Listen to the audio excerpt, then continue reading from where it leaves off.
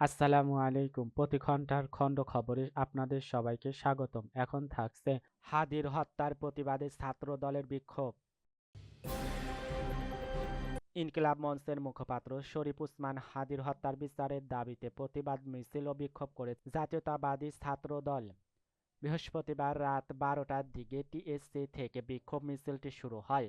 মিছিলটি ঢাকা বিশ্ববিদ্যালয় টিএসসি হয়ে ভিসি চত্বর, মাস্টারদা সূর্য সেন হলের সামনের ফটক এবং বিজনেস ফ্যাকাল্টি হয়ে পরবর্তীতে রোকেয়া হল সংলগ্ন বাস স্টপেজে গিয়ে শেষ হয়। মিছিল শেষে সংক্ষিপ্ত সমাবেশে বক্তব্য রাখেন ছাত্রদলের কেন্দ্রীয় সংসদের সাধারণ সম্পাদক নাসির উদ্দিন নাসির, ঢাকা বিশ্ববিদ্যালয়ের সভাপতি গণেশ চন্দ্র রায় সাহস এবং সাধারণ সম্পাদক নাহিদুজ্জামান শিপন।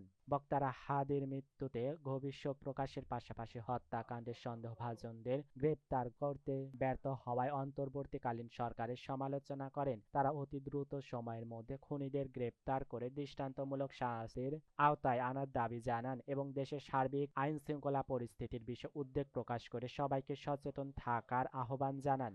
দর্শক, আমাদের পরিবেশনা আপনাদের কাছে ভালো লেগে থাকলে অবশ্যই চ্যানেলটি সাবস্ক্রাইব করে পাশে থাকবেন।